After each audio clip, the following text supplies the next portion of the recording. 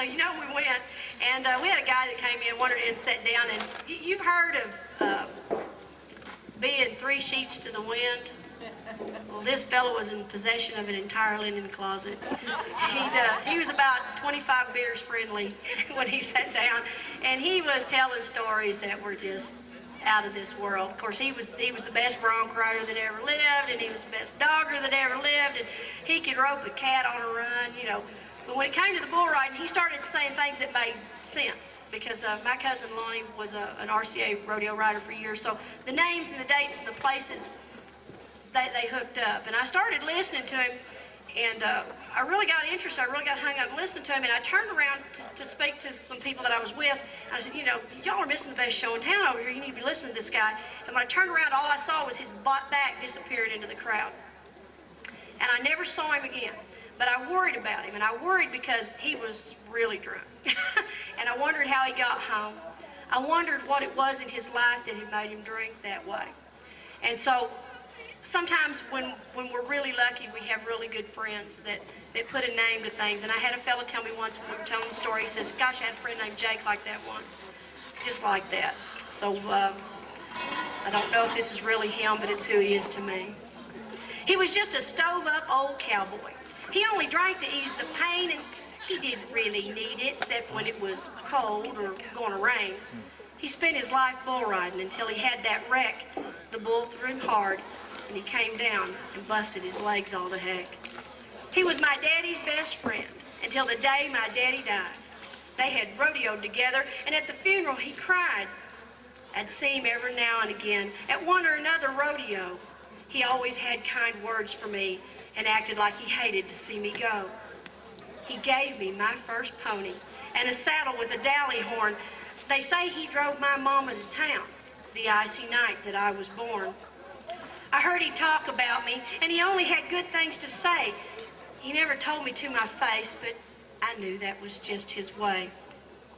It came as a surprise to me when I heard that he was dead. I couldn't forget the last time I saw him or the last words he ever said. I wish you'd been my own son. I'm proud to know you as a man. I just wanted to say, I love you while I'm sober, and I can. Then he turned and he strode off, and his back was straight and strong. I'm not real sure, but I'd have sworn that limp of his was gone. So on those nights, when I'm alone and hurt gets in my way, I think of him and the guts that it took to say what he had to say. And now when I see an old cowboy, a little drunk and broken down, I stop and listen to the stories he tells, because I know that he's been around. And somewhere, Jake's bull riding, hitting in the 80s on every ride, young and free and wild again, in that place called the other side.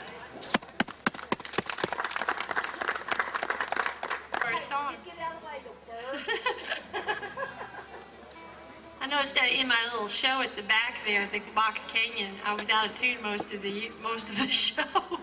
I was trying to solve that problem. Woo. This little song is I love promoting Debra all over the country, really, because when I go to do other shows, if I'm doing a solo show that's not a Jesse show, I always include this song, Wild Stick Horse Remuda.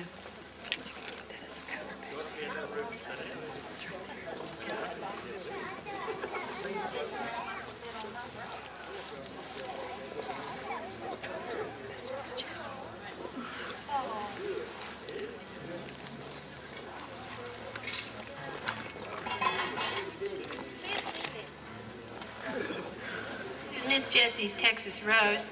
Eddie Harrison made it for me, and I've had it since July. And she's had a little work done on her this week, so she's squirrely, especially outside here in the humidity. Oh! Don't tell Donna Hatton I said squirrely. Donna Hatton was attacked by a bacon squirrel just last week. Oh, we got to turn on this mic here. Here we go. Ponytails and blue jeans, sat at Papa's knee, watching as he whittled on old branches from a tree, while he talked to cowboys and big old Texas ranches. He trimmed away the rough spots while I 12-year-old Debra.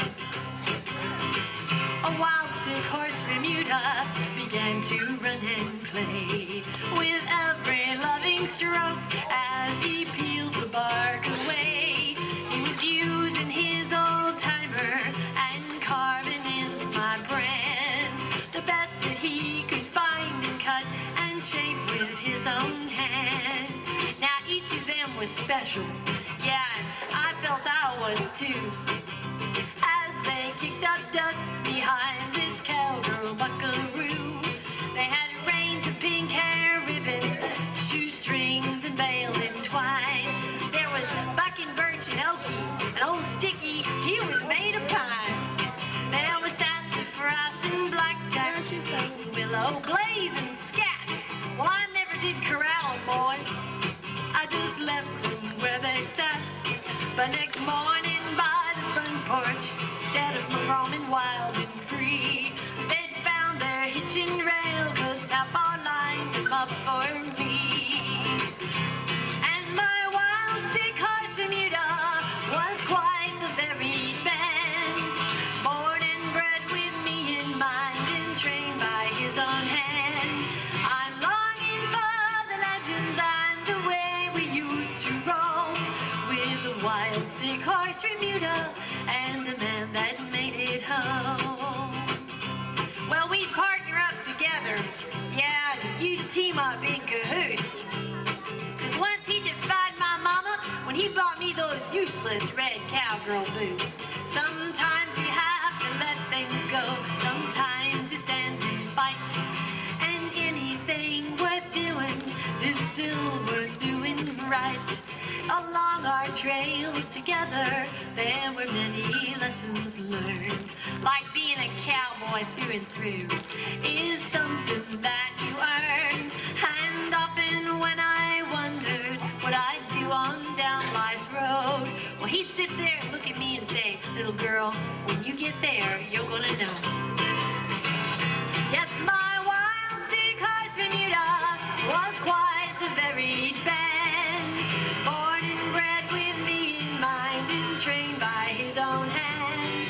I'm longing for the legends and the way we used to roam with the wild stick horse Bermuda and the man that made it home. With my wild stick horse Bermuda, we rode the range for miles, and I knew I'd won my papa's heart.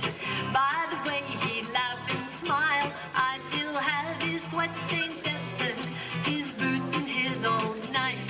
And sometimes I take him out just to measure up my life. And I hold him closer to my heart and know I have to try to live up to the honor of the wonder days gone by.